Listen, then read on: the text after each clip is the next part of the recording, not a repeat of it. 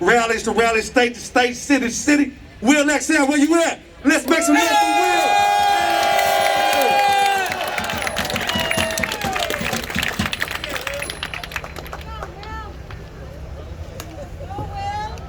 Oakland, what's going on? How you doing? Before I speak, actually, I want to bring up Sarai Wang.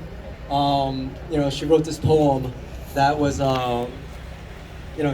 she's my friend's daughter, and just please listen to this poem. Thank you. Oh. Hey!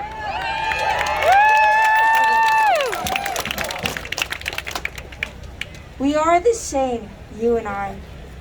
We all have people we love. We all have things we like to do and to eat.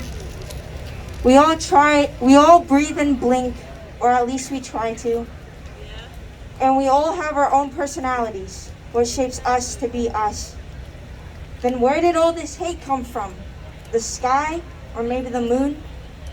Is it too soon to ask for a better tune as we walk in the night or the afternoon? Because we are not immune to these words that make us feel like a balloon. One moment we're up, as high as we can be, then suddenly we pop and sink into the sea. We are not a virus. You would be telling a different story if it originated somewhere else. But I understand that not everyone will see me for who I really am. They just see my slanted eyes and my yellowish skin. How can seeing that make you want to spit on me? Do you even know where to begin? We are not a virus. Touching us will not make you sick. Rather, looking into those eyes with nothing left is the real virus in disguise. You see, it starts with a simple comment. Then it turns into more. The next thing you know, you're avoiding us in the stores. It starts with some harassment. Then you decide to pick up a gun. Is our non-blonde, non-blue characteristics enough to kill someone? Thank you.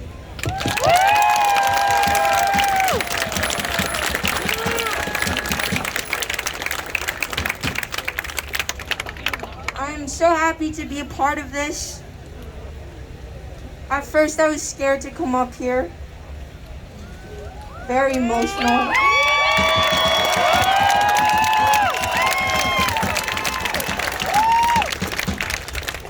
But I'm very glad I did.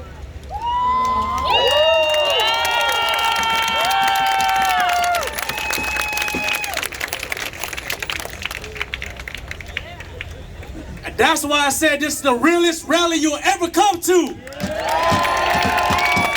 She said she was glad she did. She was able to own her voice, man. Stop overlooking our children, our women, and each other. Asians with attitude, we out here, baby.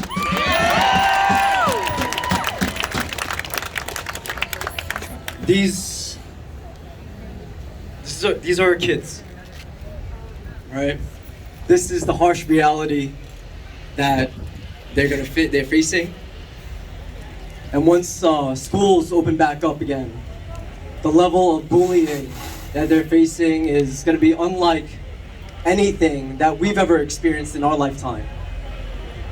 So as much as we need to protect our elders, we need to equally protect our children, really moving forward. So, I think, I know my parents were not equipped to deal with the racism that I went through.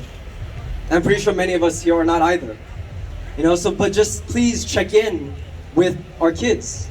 They're under a lot of stress for school and for whatever, or just trying to survive. There's so many Asian people who are living in poverty as well. Right? So just check in. Please check in. And, I've been advocating for our community for over a year now. When we saw the spikes in the violence, when quarantine hit, and we were unfairly scapegoated for the former president's mishandling of the pandemic, right? And it only exacerbated the hate that we've been experiencing for most of our lifetime,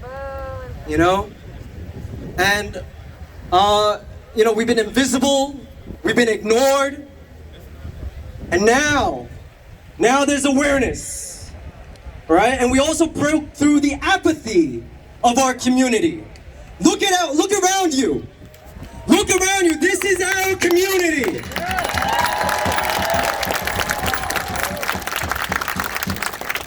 And it doesn't matter if it's Chinese, right? Korean, Cambodian, Viet, Filipino, and the other 50 kinds of Asians we got, right? As long as we have these eyes, we're gonna be treated the same in this country. All right, so we need to keep uniting, and keep fighting together. Because right now, I understand we're all impassioned, and we want to give whatever we can. All right, but trust me, we're gonna burn out. I've burned out so many times over. All right, so check in with yourself. All right, see what your bandwidth is and what can you give every single day. If it's 10 minutes, give that 10 minutes every day.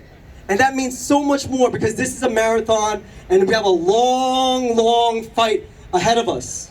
We have over 100 years of negative conditioning of the perception of Asian people that we have to battle against.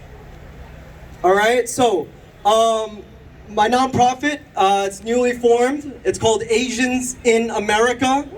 Yes. All right, please follow us on Instagram, Asians in America INC. And we're moving away from awareness focused to the violence that we're facing to now solutions focused actions.